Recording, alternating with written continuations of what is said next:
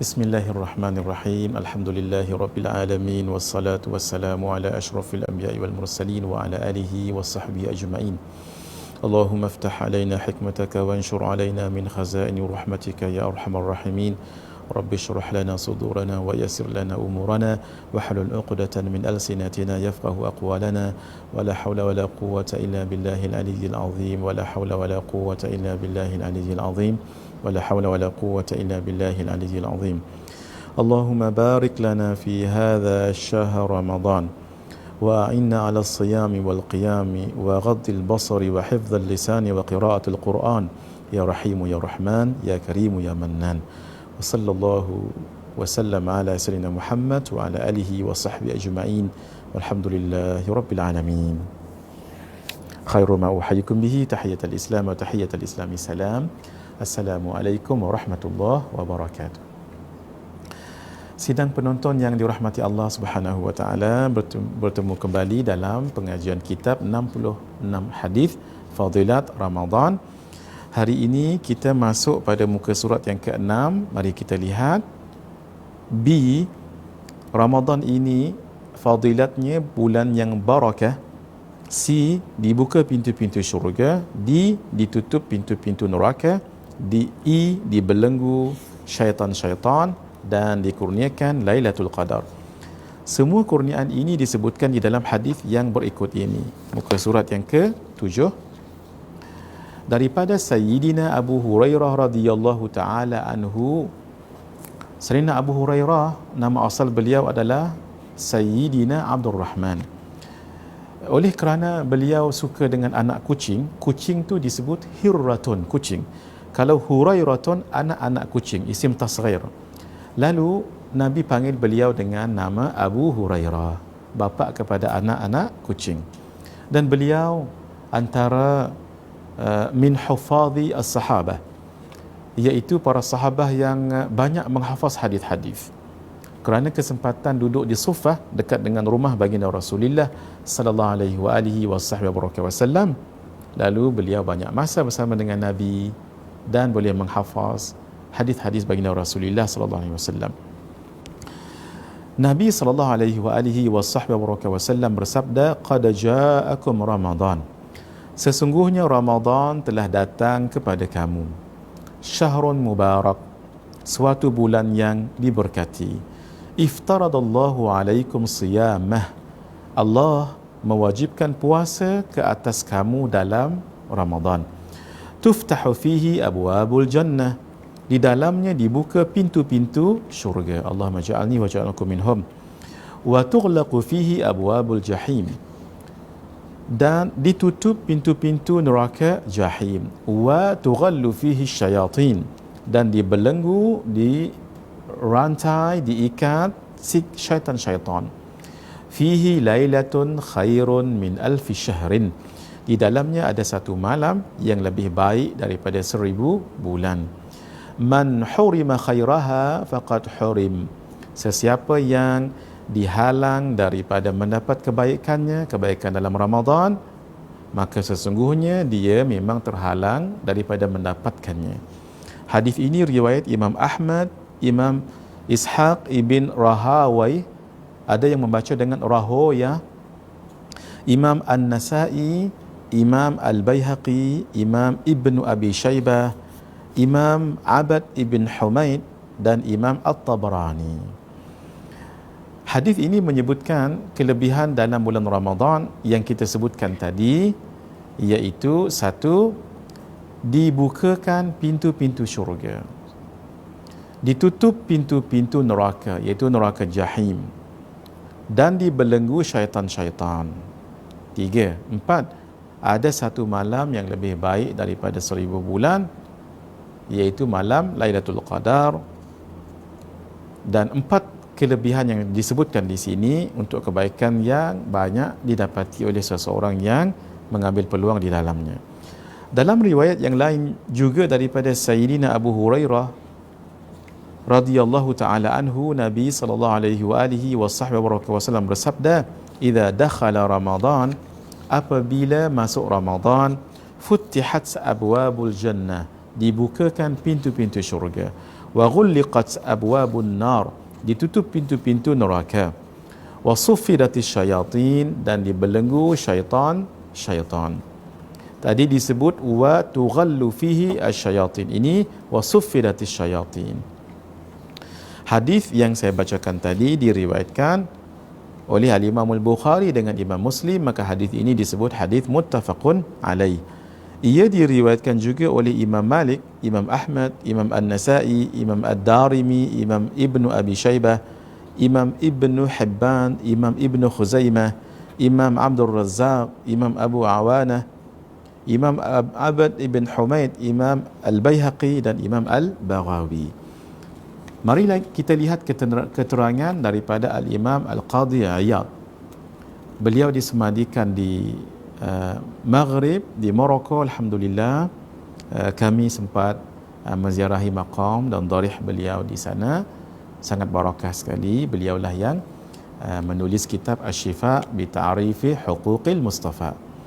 Para ulama kita mengatakan, kalau nak tahu perkara-perkara yang jarang diberitakan orang, diceritakan orang tentang Rasulullah sallallahu alaihi wasallam, baca kitab Asy-Syifa. Asy-Syifa iaitu penawar, pengubat bi ta'rifi huquqil Mustafa, untuk kita tahu tentang hak-hak Al-Mustafa yang terpilih baginda Rasulullah sallallahu alaihi wasallam. Mari kita lihat apa kata beliau. Al-Imam Al-Qadhi Iyad mengatakan, hadis di atas boleh difahami dengan pintu syurga terbuka, pintu Jahannam tertutup, dan syaitan-syaitan terbelenggu, untuk menunjukkan bulan Ramadan sudah datang, dan ia juga menunjukkan kemuliaan bulan tersebut. Bukan setakat datang, tetapi sangat mulia sampai pintu syurga dibuka, pintu neraka ditutup, dan syaitan-syaitan dibelenggu. Ia juga boleh difahami dengan pintu syurga terbuka kerana Allah Subhanahu wa taala memudahkan hamba-hambanya melakukan ketaatan seperti puasa dan solat malam di dalam bulan Ramadan. Ia berbeza dengan bulan-bulan yang lain. Naam, secara khusus puasa Ramadan itu adalah ibadah khusus di bulan Ramadan. Adapun ibadah-ibadah umum yang lain yang ada juga di bulan yang lain tetapi lebih bersemangat kita lakukan di bulan Ramadan. Umpamanya membaca Al-Quran. Kalau di luar Ramadan mungkin susah nak khatam satu juzuk.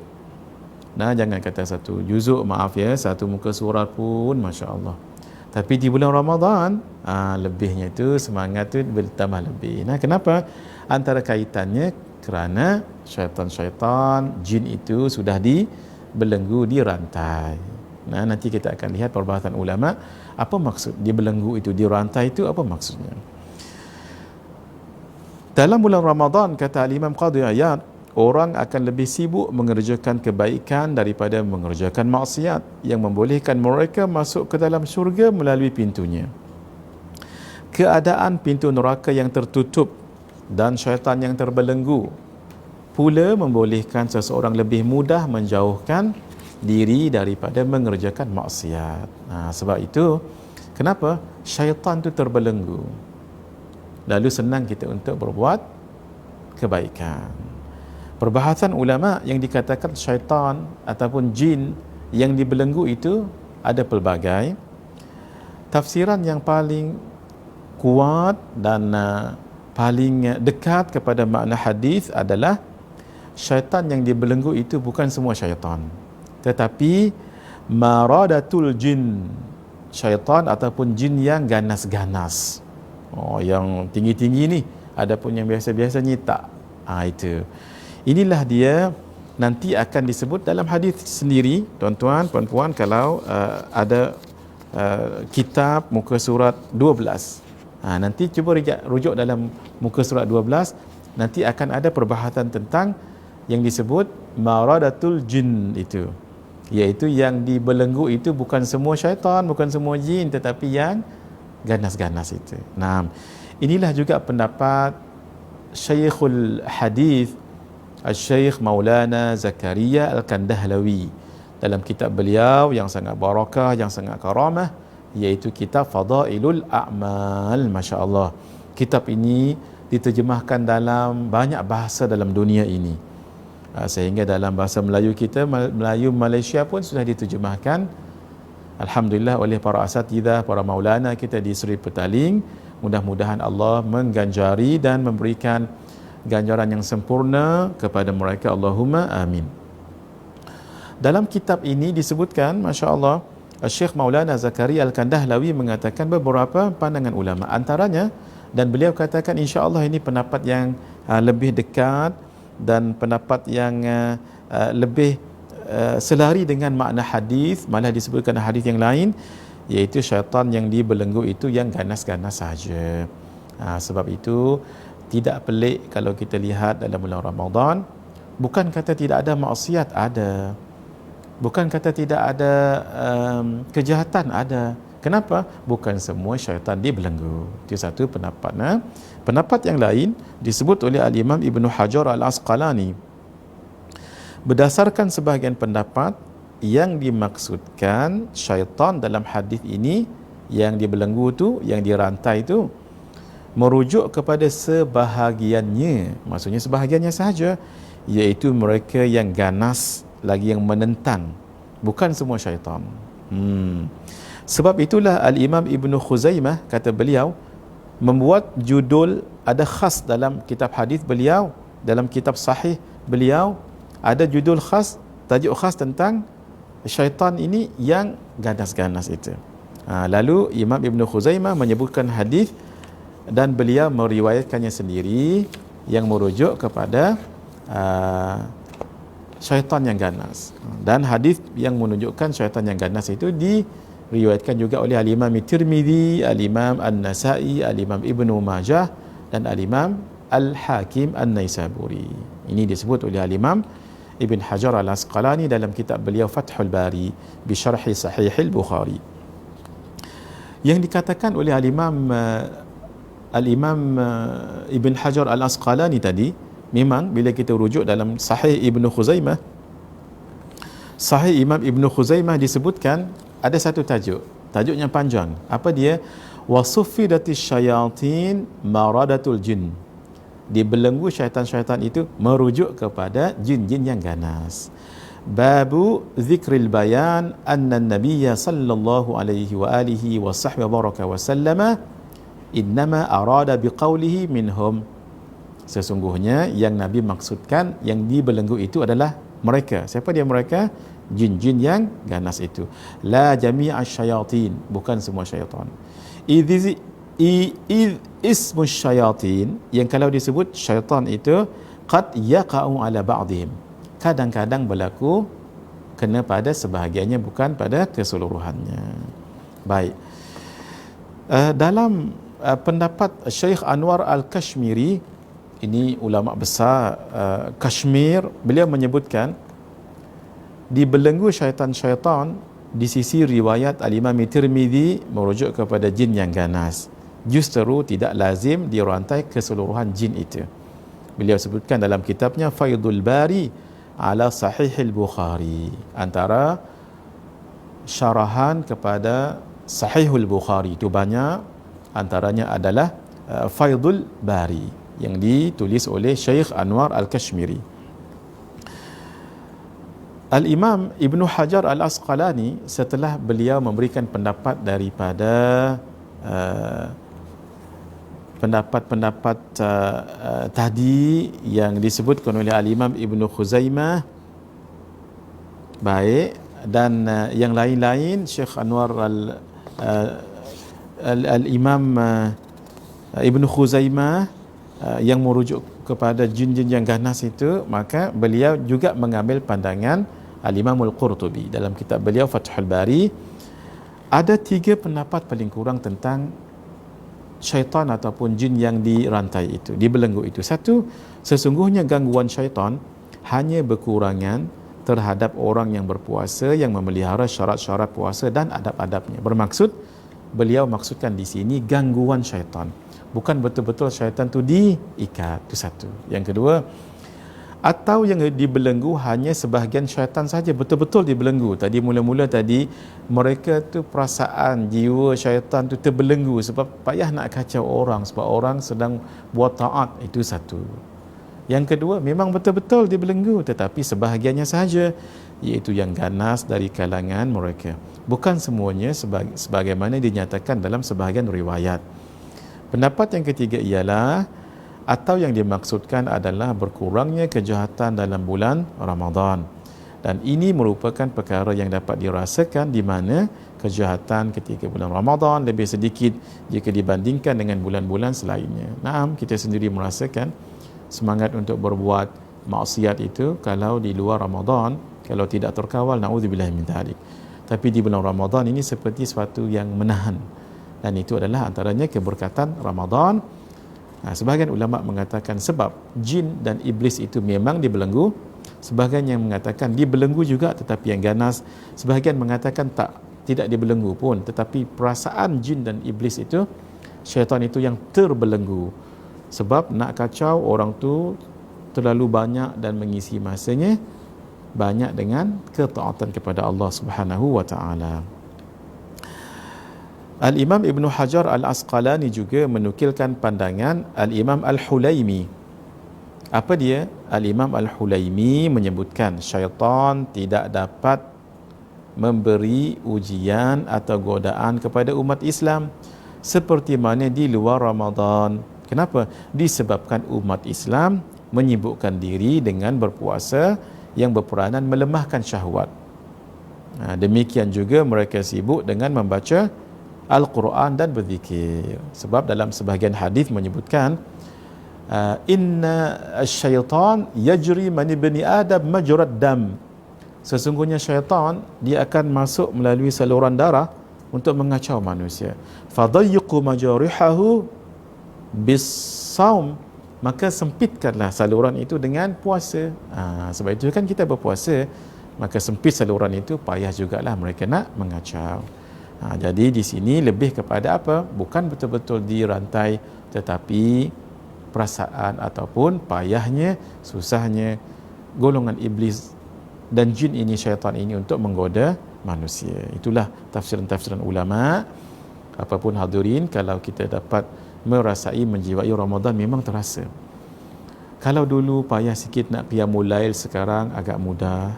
Demikian membaca Al-Quran, demikian bersedekah, demikian berzikir, dan apapun yang namanya kebaikan ataupun ibadah itu, Masya Allah, sangat mudah dilaksanakan pada bulan Ramadan. Baik. Hadis tadi kita sebutkan juga tentang Allah Azza wa Jalla dalam bulan Ramadan, kata Nabi SAW, mengurniakan satu malam, fihi lailatun khairun min alfi syahrin. Di bulan Ramadan dikurniakan kepada umat ini, umat Nabi Muhammad SAW, satu malam. Dan kemuliaan malam itu lebih baik daripada 1000 bulan. Cuma perbahasan di sini 1000 tu, apakah 1000 tu digit 1000 ataupun 1000 tu makna lain? Ini nanti hadirin kita akan bahaskan tajuk yang khusus. Ini sekadar umum sahaja, permulaan sahaja. Orang Arab kalau sebut 1000 alfon, tak semestinya bermakna 1000. Bukan semestinya bermakna 1000. Duit RM1 tu dia ada 10. Nah, RM100 dah dengan 10, jadi 1000 kan? Hak tu. Bukan bermakna begitu sahaja, tidak. Orang Arab menggunakan perkataan 1000 dengan sebutan alfon, tidak semestinya merujukkan 1000 dengan digitnya 1000, tidak. Tapi kadang-kadang bermakna banyak. Kita bagi contoh. Orang Arab nombor ungkapan yang paling besar untuk nombor adalah alfon, 1000. Sebab itu orang Arab yang tulen, kalau mereka nak sebut 1 juta, kita sebut 1 million, 1 million. Arab yang fasih tidak akan sebut wahid milionon. Dia tak sebut. Siapa yang Arab sebut wahid milionon, itu lama duduk KL lah tu. Nah, Arab yang fasih, dia tidak sebut wahid milionon, 1 juta.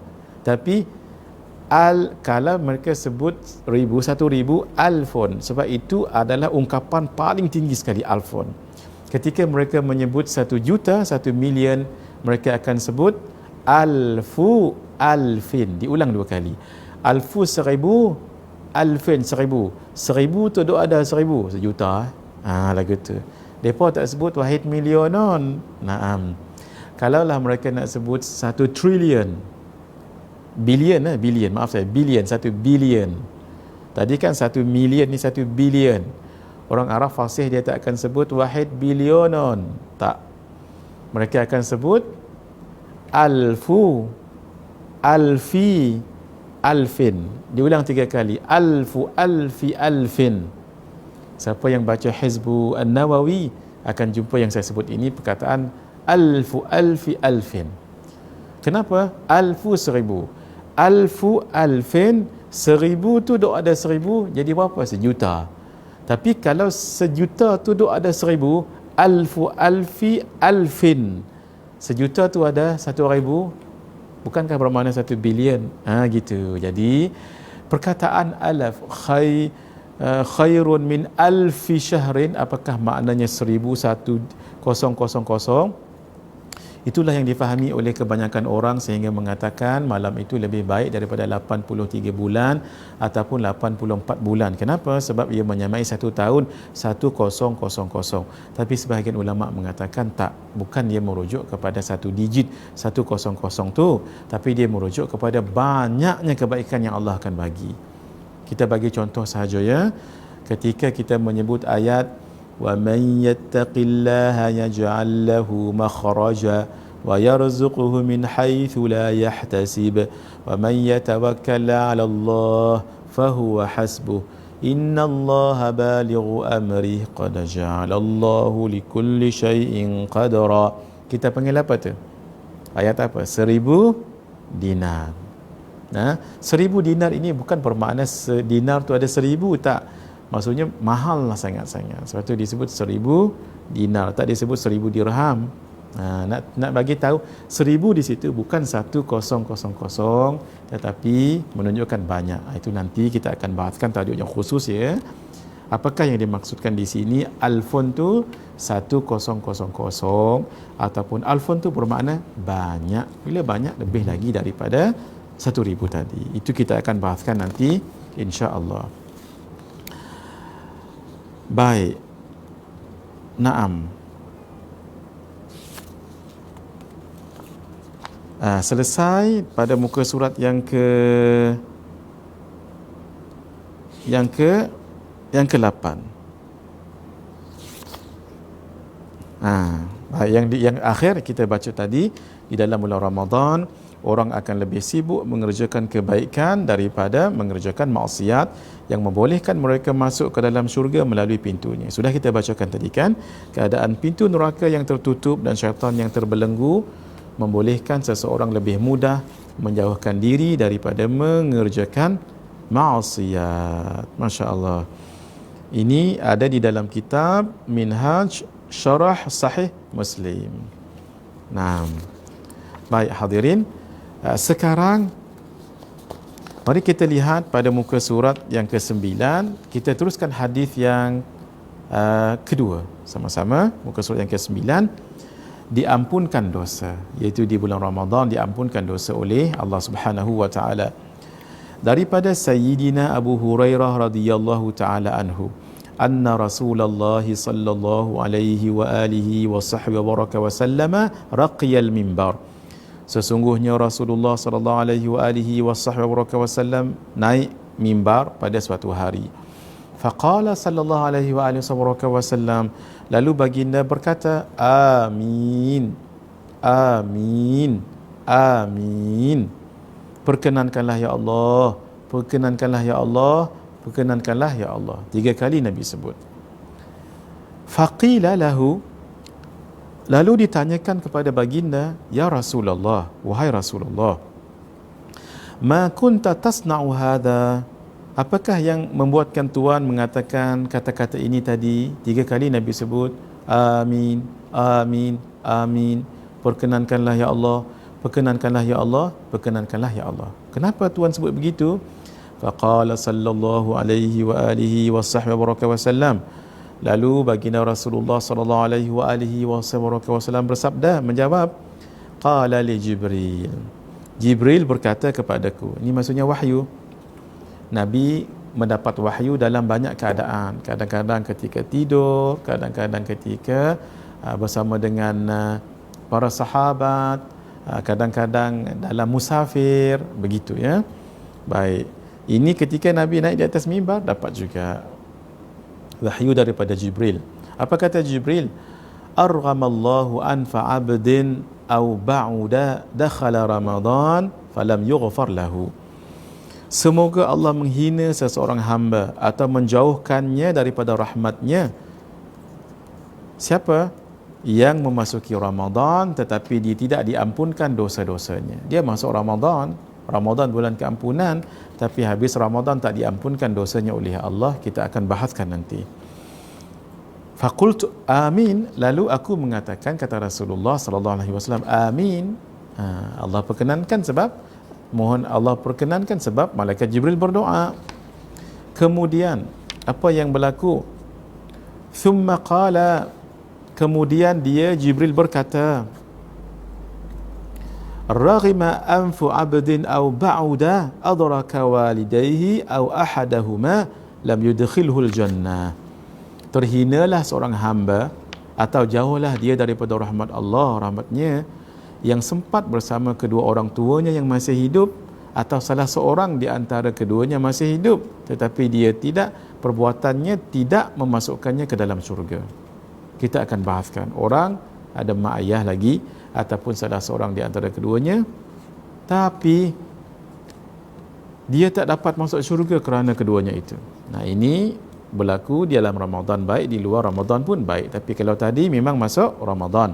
Seterusnya faqult amin, lalu kata Nabi, aku katakan amin. Thumma qala, kemudian dia Jibril berkata, raghima anfu 'abdin aw ba'uda dzukirtu 'indahu falam yusalli alaik. Naam, terhinalah seorang hamba atau jauhlah dia daripada rahmatnya ketika namamu wahai Muhammad disebut, tidak di sisinya, di sisi orang itu disebut, dia tidak mahu bersolawat ke atas kamu. Faqult, lalu aku mengatakan amin. Nah, hadis ini diriwayatkan oleh Al-Imam Ibnu Khuzaimah. Hadis ini saya rujuk juga di dalam kitab Fadailul A'mal. Saya akan sebutkan sebentar lagi insya-Allah. Kita tengok dulu riwayat daripada Sayyidina Abu Hurairah. Hadis yang kedua ini sama juga tetapi dalam riwayat yang berbeza. Dalam riwayat lain yang juga disebutkan daripada Sayyidina Abu Hurairah radhiyallahu taala anhu berkata, Rasulullah sallallahu alaihi wa baraka wasallam bersabda, raghima anfu rajulin dzukirtu 'indahu falam yusalli alayya. Hinalah seseorang yang apabila namaku disebut di sisinya lalu dia tidak mahu bersalawat kepadaku. Wa raghima anfu rajulin dakhala alaihi Ramadan fansalakha qabla an yughfara lah. Hinalah seseorang yang apabila Ramadan datang kepadanya lalu dia melaluinya begitu sahaja, menghabiskan Ramadan tanpa diberikan keampunan padanya. Wa raghima anfu rajulin adraka 'indahu abawahu al-kibar falam yudkhilahu al-jannah. Hinalah seseorang yang sempat bersama dengan kedua orang tuanya yang sudah tua di sisinya tetapi keberadaan keduanya tidak dapat memasukkannya ke dalam syurga kerana dia tidak melakukan kebaikan dan menyantuni keduanya. Hadis ini riwayat Imam Ahmad, Imam Muslim dan Imam At-Tirmizi. Sama je. Satu, bulan Ramadan dilalui tapi dia tidak diampunkan. Dua, dia disebut nama baginda Nabi sallallahu alaihi wasallam tak mahu dia bersolawat. Tiga, dia sempat lagi jumpa dengan mak ayahnya, dua-dua masih hidup atau salah seorangnya hidup, seorang sudah meninggal dunia tapi dia tak dapat masuk syurga dengan keberadaan keduanya. Dua hadis tadi daripada Sayyidina Abu Hurairah sama sahaja tetapi redaksinya yang berbeza. Sekejap lagi kita akan bacakan hadis yang hampir sama maksud yang diriwayatkan oleh sahabat yang lain yang bernama Sayyidina Ka'ab ibn Ujrah. Wa sallallahu ala Sayyidina Muhammad wa ala alihi wa sahbihi ajma'in walhamdulillahi rabbil alamin.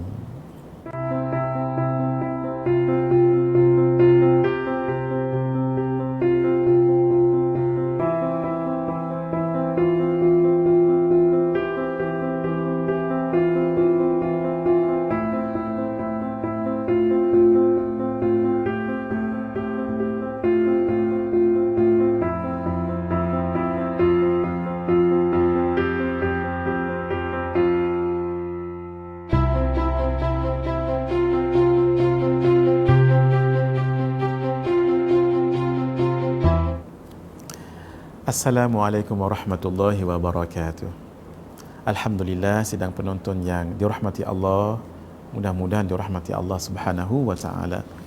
Kita menyambung pengajian dalam kitab 66 hadis Fadilat Ramadan.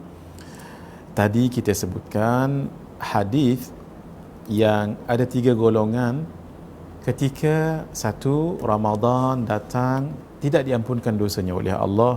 2, ketika nama Nabi SAW disebutkan, tidak mahu dia bersalawat ke atas baginda Rasulullah SAW. Yang ketiga, dia sempat lagi bersama dengan kedua orang tuanya ataupun salah seorang di antara keduanya masih hidup, tapi tidak dapat dia masuk syurga walaupun dengan keberadaan kedua orang tuanya ataupun salah satu di antara keduanya itu. Sudah kita bacakan 2 hadis dalam riwayat yang berbeza tetapi daripada sahabat yang sama, iaitu Sayyidina Abu Hurairah radhiyallahu taala anhu. Di dalam kitab Fadailul A'mal, Syekhul Hadis Al-Syekh Maulana Muhammad Zakaria Al-Kandahlawi rahimahullahu rahmatan wasi'ah menyebutkan hadis yang sama riwayat, tetapi diriwayatkan oleh sahabat yang lain yang bernama Sayyidina Ka'ab ibn Ujrah. Kandungannya sama yang kita sebutkan tadi, iaitu apa? Dia melalui Ramadan tidak diampunkan dosanya oleh Allah, tidak berselawat ke atas Nabi, dia tidak dapat masuk syurga walaupun keberadaan kedua orang tuanya. Setelah menyebutkan hadis ini, Syekh Maulana Muhammad Zakaria Al-Kandahlawi menyebutkan takhrijnya itu, amanahnya beliau mengatakan hadis ini rawahul Hakim, diriwayatkan oleh Imam Al-Hakim An-Naisaburi. Waqala, dan Imam Hakim menyebutkan sahihul isnad, sahih isnad, isnadnya yang meriwayatkan hadis ini adalah sahih. Wa kadza fi targhib, begitu juga disebut di dalam kitab At-Targhib wa Tarhib, iaitu Al-Imam Al-Munziri. Wa qala As-Sakhawi, Al-Imam Al-Hafiz As-Sakhawi mengatakan rawahu Ibnu Hibban fi thiqatih, diriwayatkan hadis tadi itu oleh Al-Imam Ibnu Hibban di dalam kitabnya Al-Thiqat wa sahhahahu, dan beliau mensahihkannya, maksudnya hadis ini sahih. Wa Tabrani fil Kabir, Al-Imam At-Tabrani menuliskan di dalam kitabnya Al-Kabir. Beliau ada 3 kitab hadis, satu As-Saghir, kemudian Al-Wasit, kemudian Al-Kabir. Mu'jam disebut, Al-Mu'jamu Al-Saghir, Al-Mu'jamu Al-Wasit, Al-Mu'jamu Al-Kabir. Ada 3 hadis, 3 kitab hadis, dan beliau sebutkan hadis ini dalam kitab Al-Kabir. Wal Bukhari, Imam Bukhari juga menyebutnya fi birril walidain lahu, pada tajuk birril walidain, berbuat baik kepada kedua orang tuanya. Wal Baihaqi, Imam Al-Baihaqi juga menyebutkan fi syu'ab, dalam syu'bil iman, wa ghairuhum, dan ramai lagi yang menyebutkan hadis ini. Wa rijaluhu thiqatun, rijalnya periwayat hadisnya adalah thiqat. Wa basata turuqahu, dan turuknya itu, jalan hadisnya itu dimudahkan, masya-Allah. Wa rawat Tirmidzi an Abi Hurairah bimakna, Imam Tirmidzi meriwayatkan daripada Sayyidina Abu Hurairah radhiyallahu taala anhu dengan makna serupa yang kita telah sebutkan tadi. Wa qala Ibn Hajar, Al-Imam Ibn Hajar Al-Asqalani menyebutkan turuquhu kathiratun, jalan-jalan sampai hadis ni punya jalan yang banyak. Kama fil Mirqat, seperti yang disebut di dalam kitab Mirqah. Jadi hadis ini sangat kuat dan boleh dibuat untuk beramal, malah disahihkan rijal hadis itu oleh ulama-ulama hadis yang telah kita sebutkan tadi. Baik, mari kita lihat dalam kitab Fadailul A'mal. Dalam kitab Fadailul A'mal,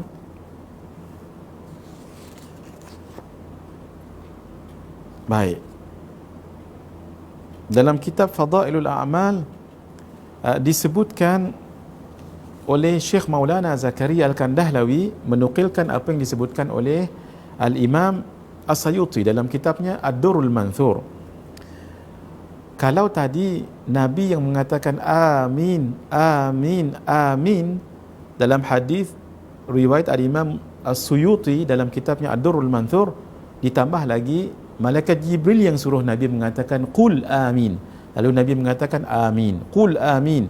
Nabi pun mengatakan amin, qul amin. Maka Nabi pun menjawab amin. Ini nak menunjukkan keseriusan. Bermakna perkara ini hendaklah sedaya upaya seluruh mungkin untuk dihindari, ditinggalkan, jangan dilakukan. Bermakna seolah-olah ini suatu yang sangat besar kesalahannya. Maka bermakna sangat besar juga dosanya. Yang tiga tadi itu kita akan bahaskan satu-satu. Nah, baik.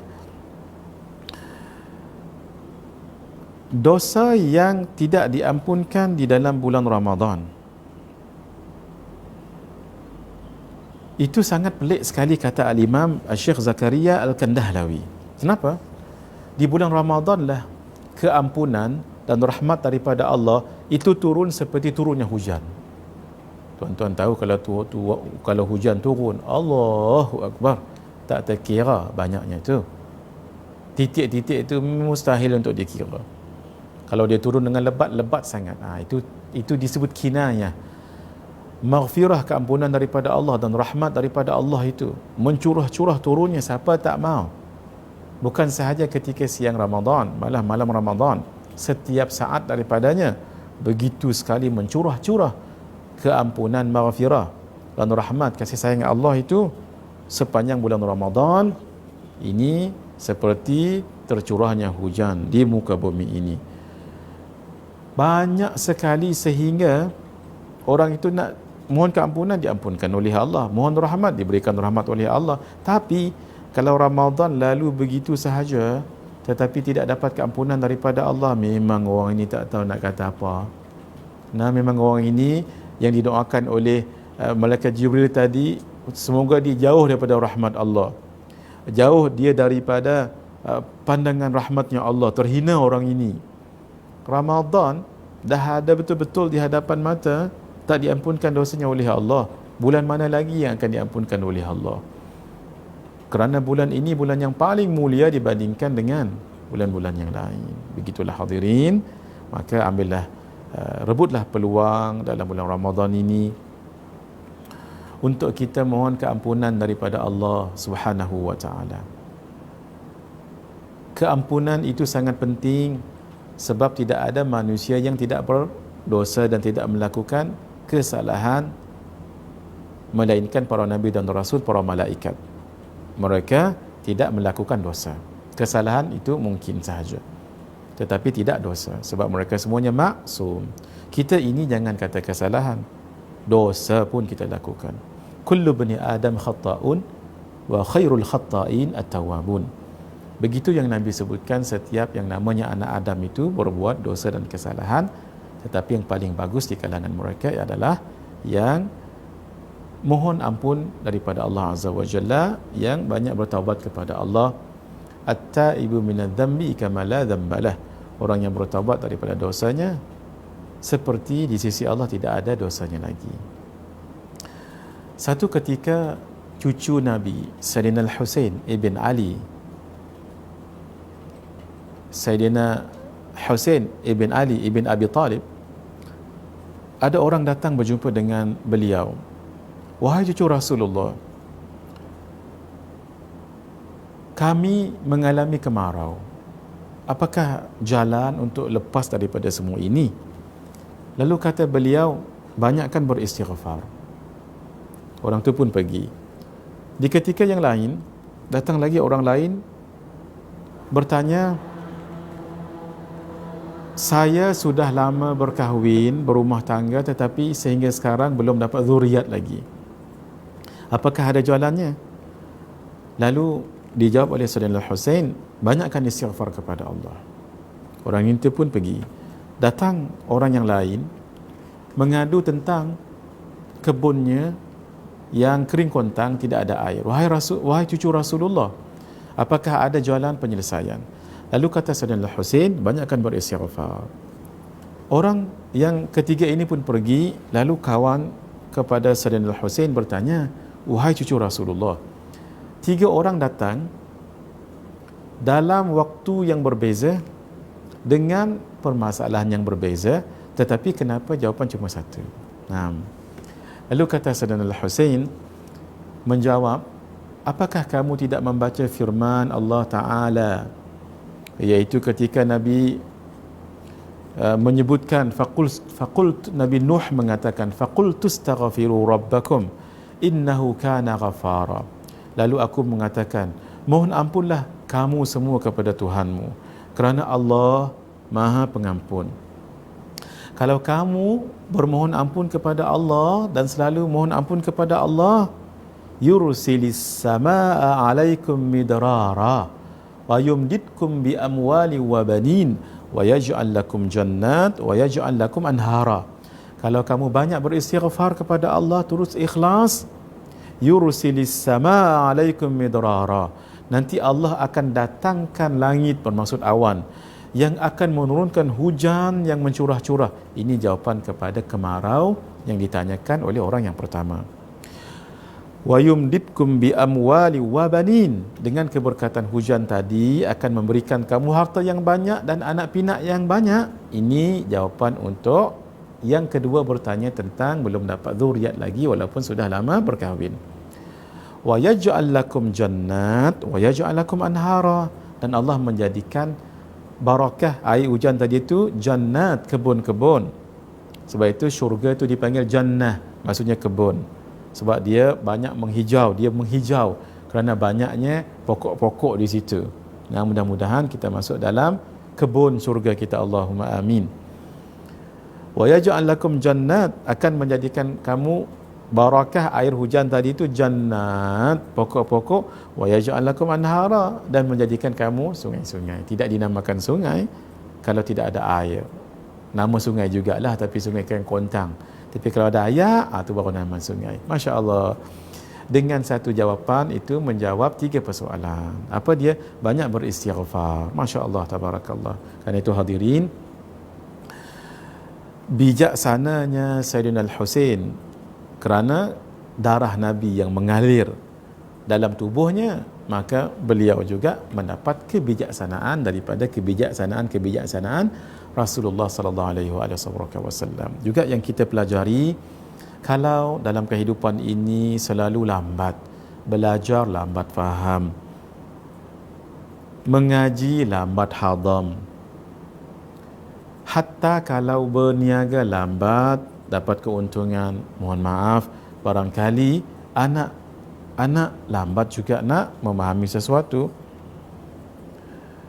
Maaf, kadang-kadang anak-anak mungkin degil ataupun keras hati. Bukan setakat anak-anak, mungkin mak anak, maksudnya isteri orang itu. Kalau isterinya mungkin bapa anak, suaminya. Maaf ya, kemungkinan disebabkan oleh dosa-dosa yang kita lakukan.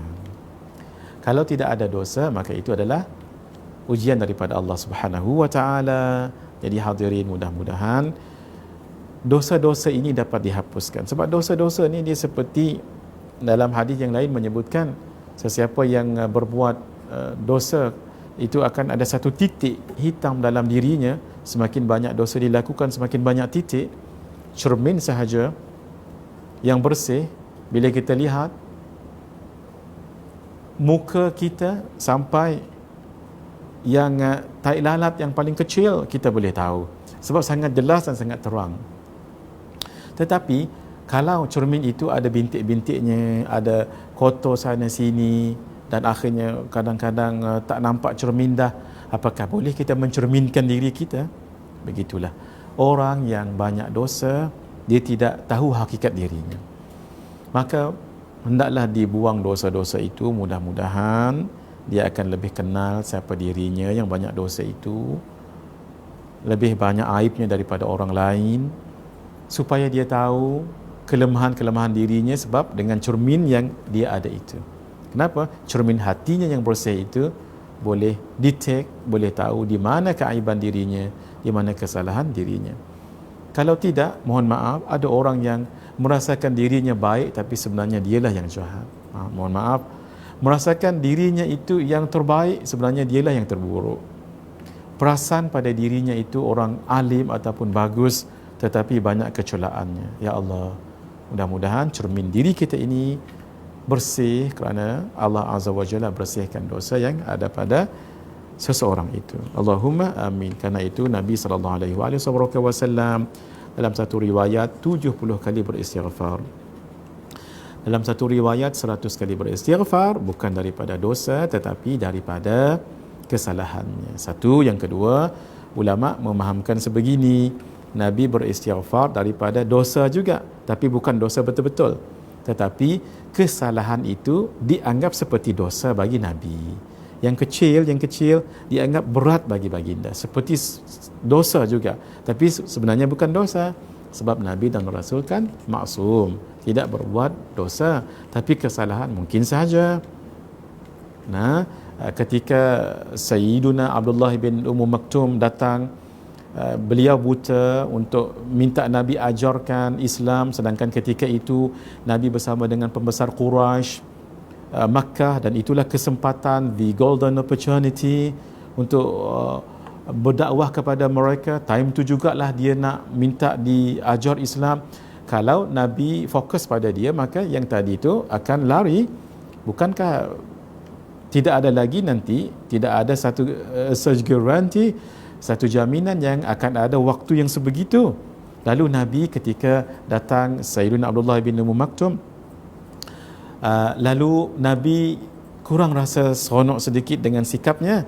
Lalu Nabi berpaling daripadanya dan sedikit masam muka Nabi. Allah Azza wa Jalla rectified dan Allah tegur, abasa wa tawalla an ja'ahul a'ma.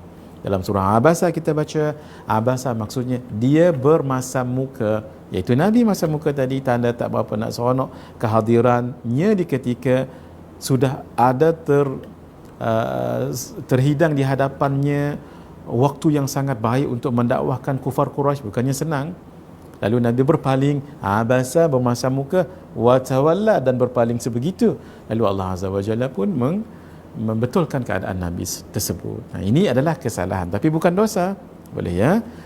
Jadi kenapa disebutkan dosa juga dalam istilah dzunub? Ini seolah-olah dirasai oleh para nabi dan rasul walaupun kesalahannya kecil tetapi seperti dosa. Inilah yang disebut di dalam kaedah hasanatul abrar, sayyiatul muqarrabin. Baik barangkali okey sahaja bagi orang kebanyakan, tetapi sayyiatul muqarrabin tidak elok bagi orang yang dekat. Saya bagi contoh sahaja ya. Dimithalkan oleh para alim ulama sebegini, kalau pada hari Jumaat sebegini, mohon maaf, hari ni hari Sabtu, lupa saya nah. Jadi ada mufti umpamanya yang sidaikan pakaian di luar, kemudian kena hujan. Dia nak solat Jumaat, jubahnya basah, pakaiannya basah. Nah, apa yang berlaku? Dia ni kan orang yang terhormat di dalam masyarakat. Ketika itu yang ada di rumahnya cuma mungkin seluar jeans sahaja dengan baju yang baju, orang panggil baju apa? Baju dalam untuk yang lelaki itulah. Kalau dia turun dengan pakaian baju sebegitu dan seluar jeans sebegitu solat tanpa kopiah sebab semuanya dah basah, bukankah nanti mengambil perhatian, menarik perhatian orang biasa dan akan tengok ni, tahu ni mufti ni, pelik mufti ni. Nanti akan keluar perkataan-perkataan, komen-komen yang tak elok. Di ketika itu boleh kalau mufti tadi tidak turun solat Jumaat. Itu namanya hasanatul abrar, sayyiatul muqarrabin. Mungkin bagi orang biasa kalau solat dengan seluar jeans, dengan baju pagoda, baju putih tu biasa tu okey je. Tapi untuk orang yang terhormat sebegini mungkin menjadi suatu kesalahan yang besar, gitu ya. Samalah juga hadirin, apapun yang dilakukan oleh orang yang terhormat di dalam masyarakat, tambah lagi yang bernilai agama, apakah namanya ustaz ataupun agamawan, syekh, baba, maulana, kiai, tok guru, tuan guru, kalau kesalahan itu kecil sekalipun, itu boleh dianggap besar bagi orang biasa. Harus kita faham sekali lagi dalam akidah Ahlussunnah wal Jamaah kita mengatakan dan mengiktikad bahawa Nabi dan Rasul juga para malaikat itu maksum, tidak melakukan dosa. Hadirin, itulah kupasan untuk dosa yang tidak diampunkan dalam bulan Ramadan itu menyebabkan orang itu jauh daripada rahmat Allah Subhanahu wa taala. Yang kedua, ibu bapa ataupun salah seorang yang masih hidup tetapi orang itu tidak dapat masuk syurga, walhal adanya kedua orang tua bersama dengan kita, santuni mereka, buat baik pada mereka, itu adalah jalan untuk kita masuk ke syurga Allah Subhanahu wa taala. Mereka ini sangat mulia hadirin, sehingga Allah sebutkan dalam surah Al-Isra ayat 23 hingga 24, wa qada rabbuka alla ta'budu illa iyyah wa bil walidaini ihsana. Dan Rabbmu, Tuhanmu telah memerintahkan supaya kamu jangan beribadah melainkan hanya kepada Allah, kepadanya, dan hendaklah berbuat baik kepada kedua orang tua. Imma yablughanna 'indaka al-kibara ahaduhuma aw kilahuma fala taqul lahumā uffin wa la tanharhumā wa qul lahumā qawlan karīmā. Jika salah seorang di antara keduanya atau kedua-duanya sampai berumur sudah lanjut dalam penjagaan kamu, maka jangan sekali-kali kamu mengatakan kepada keduanya perkataan uf, ish, ih, dan seumpamanya. Dan janganlah kamu membentak keduanya, jangan. Dan ucapkanlah kepada keduanya perkataan yang baik-baik, yang lembut-lembut, masya-Allah. Wa khafid lahuma janaha dhulli minar rahmah wa qur rabbirhamhuma kama rabbayani saghira. Dan rendahkanlah dirimu terhadap keduanya dengan penuh kasih sayang. Dan ucapkanlah, ya Allah, ni doa, sayangilah keduanya, kedua orang tua tadi, sebagaimana mereka berdua telah mendidik aku pada waktu kecil. Siapa yang suruh kita untuk berbuat baik pada kedua orang tuanya ini kalau tidak Allah Subhanahu wa taala? Dalam surah An-Nisa Allah menyebutkan ayat yang ke-36, wa'budullaha wa la tusyriku bihi syai'a wa bil walidaini ihsana.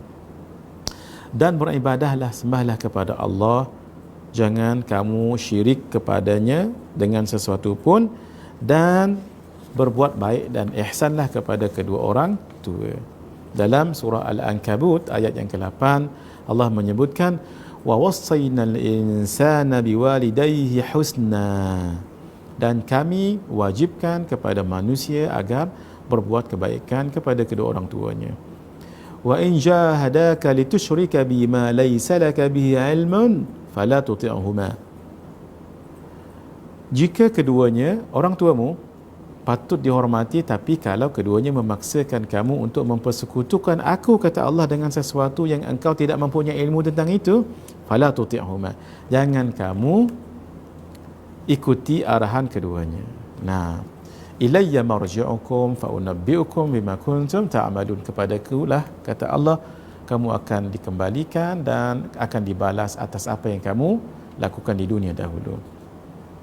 Mari kita lihat sedikit hadirin beberapa hadis tentang keutamaan kita berbuat baik kepada kedua orang tua. Pertama sekali, amal yang paling utama adalah berbuat baik kepada kedua orang tua. Sayyidina Abdullah bin Mas'ud mengatakan, sa'altu Rasulullah sallallahu alaihi wa alihi wa sahbihi wa sallam, aku bertanya kepada Rasulullah sallallahu alaihi wa sallam, ayyul amali afdal, apakah dia amalan yang afdal? Siapa yang tanya?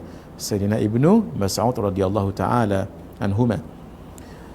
Qala, Nabi sallallahu alaihi wa alihi wasallam menjawab, as-salatu ala waqtiha, salat di atas waktunya. Maksudnya masuk waktu terus solat. Hadis yang lain, as-salatu ala miqatiha, salat di kawasan waktunya, maksudnya dalam waktunya. Qala, kata Ibnu Mas'ud, qultu, aku bertanya lagi, thumma ayyu, kemudian apa ya Rasulullah? Qala, Nabi menjawab, birrul walidain, berbuat baik kepada kedua orang tua. Qala, kata Ibnu Mas'ud, qultu, aku berkata lagi, bertanya lagi, thumma ayyu, kemudian siapa ya Rasulullah? Kemudian apa ya Rasulullah yang amalan yang baik itu, yang bagus itu? Qala, Nabi menjawab, al jihadu fi sabilillah, jihad kepada Allah Subhanahu wa taala. Allah, jihad ni bukan senang hadirin. Pasti nanti kalau tidak cedera, nyawa yang melayang, berkorban jiwa, berkorban harta, malah nanti kalau meninggal anak-anak akan jadi anak yatim, isteri akan menjadi janda, ibu akan kehilangan anak sebab meninggal orang tadi itu. Tetapi dibandingkan dengan kedua orang tua berbuat baik pada keduanya, itu sangat besar pahalanya. Dalam hadis yang lain, ada seorang sahabat yang nak berjuang fi sabilillah bersama dengan Rasulullah sallallahu alaihi wasallam. Lalu Nabi tanya, kamu punyai kedua orang tua? Naam. Lalu kata Nabi, santuni keduanya. Nah, itu seperti kamu juga berjuang di jalan Allah Subhanahu wa taala. Masya-Allah, tabarakallah. Hadis yang kita bacakan tadi adalah hadis yang sahih riwayat Imam Al-Bukhari, Imam Muslim, Imam An-Nasa'i, Imam At-Tirmidzi, Al-Imam Ad-Darimi dan Al-Imam Ahmad ibn Hanbal. Kita bacakan satu hadis lagi sebelum kita berhenti, iaitu hadis orang yang berbuat baik kepada kedua orang tuanya akan diredai oleh Allah, sebab keredaan Allah ada pada keredaan kedua orang tua.